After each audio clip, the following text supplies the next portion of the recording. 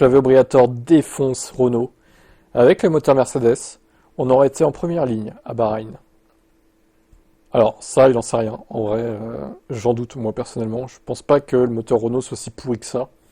Avec un moteur compétitif, on serait aux avant-postes. Le déficit actuel nous coûte jusqu'à 4 dixièmes selon les circuits. Mais il est fou, 4 dixièmes. Si la 525 sont les prometteuses durant les essais hivernaux, les premières courses de la saison ont été marquées par des résultats décevants. Nous n'étions pas aussi loin qu'on le pensait. Le vrai souci, c'est que nous n'avons jamais réussi à maximiser les performances avec le pneu tendre. Il pointe également du doigt une approche trop expérimentale de la part des ingénieurs qui auraient contribué à désorienter les pilotes et à empêcher une lecture claire du potentiel de la voiture. J'ai mis un terme à ces tests à l'aveugle. Je leur ai dit, avant ce week-end, on arrête de bricoler, on revient à une base plus saine, et on pilote normalement pendant les essais. Un recentrage qui semble déjà porter ses fruits à en juger les résultats en qualif. Douane.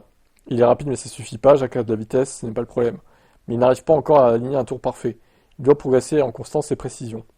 Colabito donc, qui toque à la porte pour le remplacer. Peut-être des Miami, à voir. Alors, par contre, moi je me pose la question, c'est qui commande chez Alpine? C'était pas censé être l'autre là, le mec de high-tech là? Oliver Hawks? J'ai l'impression que moi c'est Briatore en fait qui commande et Hawks c'est un peu un pantin quoi. C'est assez étonnant. On sait pas trop qui commande dans cette équipe et c'est assez troublant quoi. Bon, est-ce que vous y croyez? Est-ce que le moteur Renault fait vraiment perdre 4 dixièmes au tour à la voiture? Non, ça me paraît exagéré, vraiment. Ah, Gasly il s'en remet pas de ce Verstappen qui lui prend la 6ème place là.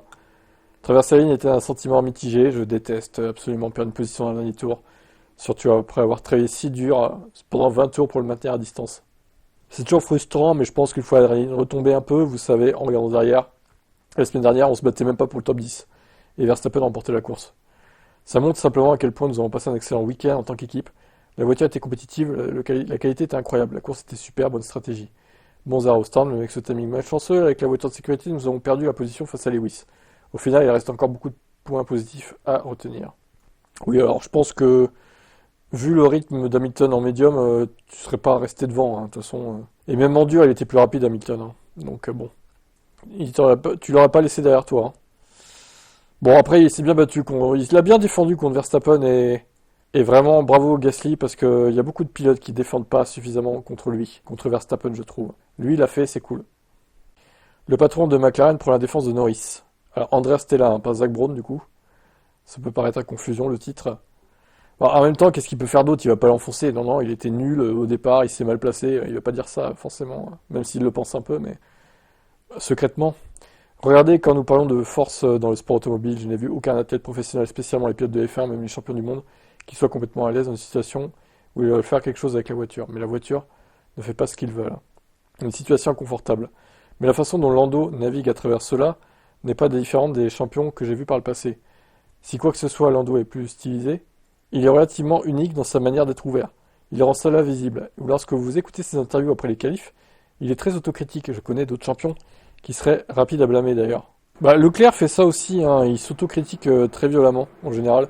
Lewis aussi a cette tendance à faire ça d'ailleurs. Il y a quelque chose d'important ici, quelque chose que j'admire chez Lando, qui me fait me sentir privilégié en tant que directeur d'équipe. Il a tendance à absorber et à pointer du doigt vers lui-même. Ouais, mais s'il s'auto-détruit, s'auto-critique comme ça, au bout d'un moment, ça va lui monter à la tête. Il va être plus capable de faire quoi que ce soit, en fait. Donc c'est pas non plus... sur le long terme, je pense que c'est pas une bonne manière de faire. Par exemple, en Q3 hier, il a pas réussi à mettre un bon tour ensemble et a immédiatement levé la main. Même si c'est pas entièrement exact, car nous savons que nous avons apporté quelques changements à la voiture qui ont rendu la vie plus difficile pour lui. Il y a des pilotes qui ont un problème pointent du doigt à l'équipe. Ce n'est pas sain. Oui, Alonso, par exemple, le fait, même s'il le fait moins chez Aston. C'est pas quelque chose sur lequel construire. Lorsqu'on évalue un pilote, nous devrions également prendre en compte ces aspects. Pour moi, en tant que directeur d'équipe, ils sont cruciaux pour continuer à construire. Verstappen le fait, ça aussi, détruire l'équipe dès qu'il le peut aussi. Sinon, il y a des conflits internes. Mais même avec du potentiel, vous ne l'utilisez pas. Toute votre énergie va dans les luttes internes, pilote contre équipe, au lieu de se concentrer sur la performance. Bon, après, il faut aussi le dire quand la voiture convient pas à ton style, que c'est vrai que ça peut frustrer le pilote de voir que le coéquipier... ça lui convient parfaitement, comme Piastri, là, il n'a pas de problème avec la voiture, lui. Autant en 2024, il avait du mal, Piastri, par moment.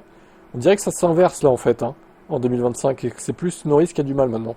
Alors, est-ce que ça durera toute la saison? J'en sais rien, à vrai dire. Peut-être que la situation va se réinverser dans les courses à venir, on verra, mais pour l'instant, Norris a du mal, en tout cas. Horner fait l'éloge de Tsunoda pour ses bons retours, notamment. Je pense qu'il ressent la même chose, il n'a pas la référence d'une voiture de 2023 ou du début de 2024 sur laquelle s'appuyer, mais il donne des bons retours. Ses commentaires correspondent à ceux de Max sur les points améliorés. Sur la voiture, il n'a pas eu les mêmes problèmes de freinage cependant. Ce ne fut pas une course sans faille pour Tsunoda. Non seulement la voiture manquait de rythme, mais le feu de signalisation n'est pas passé au vert au stand. En plus de ça, il a également eu un accident avec Sainz. Le pilote de Williams a été le seul à abandonner sur le circuit. Verstappen a terminé à la 6ème place, et le reste, on l'a vu. Ouais, c'est vrai que par contre, faut qu'il se calme un peu Tsunoda dans les corps à corps hein, avec les autres pilotes, parce que déjà qu'ils ont du mal à Red Bull à terminer dans les points avec leur voiture capricieuse sur certains circuits. Si en plus ils se frottent aux autres pilotes et qu'ils perdent des morceaux, d'ailleurs c'est à cause de lui, hein, la safety car. Et oui, c'est encore une consigne d'équipe pour avantager Verstappen, la safety car lancée. Il a fait une saga pour 2008, Tsunoda. Il y en a qui vont prendre ça au premier degré évidemment. Non mais bon, est-ce que la safety car était vraiment justifiée ça après hein. C'est un autre débat. Mais bon, apparemment il a l'air de donner satisfaction quand même Tsunoda. D'un côté, ils sont un peu pieds et poings liés. Ils peuvent pas faire autre chose que de mettre Tsunoda et le garder pour le reste de la saison. Ils vont pas rechanger encore. Ce serait débile. Tsunoda explore la différence entre le jour et la nuit. Alors c'est mal traduit, mais bon. Entre les voitures Racing Bulls et Red Bull. En gros, c'est le jour et la nuit entre les voitures, quoi. Racing Bulls a une plus grande plage que Red Bull. Ça, on l'a déjà entendu, effectivement. Lawson l'a dit aussi. En fait, pour être dans la fenêtre où la voiture performe, la Racing Bulls a une plage beaucoup plus large. Donc quoi que vous fassiez, presque cette voiture est capable de bien fonctionner avec n'importe quel équilibre. Mais Red Bull a probablement un type de configuration spécifique et une plage que le pneu souhaite. Et cette plage est étroite, elle est vraiment difficile à trouver. Cette différence pour moi est assez grande.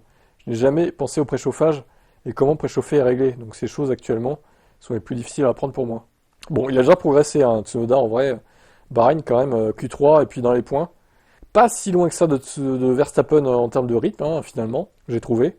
Donc en vrai, il y a de la progression et je pense qu'ils ont bien fait de le mettre. Mais c'était sûr qu'avec son expérience, il allait mieux y arriver que Lawson qui pataugeait hein, très clairement avec Red Bull. À voir comment ça va se passer dans les autres courses. Ça. Christian Albers revient sur la crise chez Red Bull en ce moment. Enfin la crise, bon, ils ont quand même gagné le Japon, même si bon, c'était une victoire en trompe-l'œil.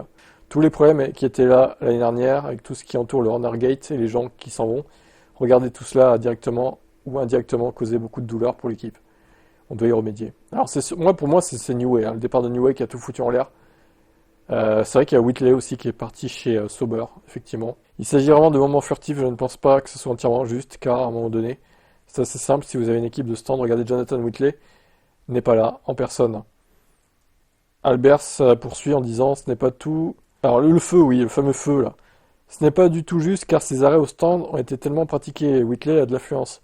Mais il ne contrôle pas la vitesse et l'organisation. Mais vous ne pouvez pas tout perdre d'un coup. Ça pourrait aussi être simplement de la malchance. Combien de fois ça va-t-il arriver? Pas très souvent. Alors regardons la prochaine course à Jeddah.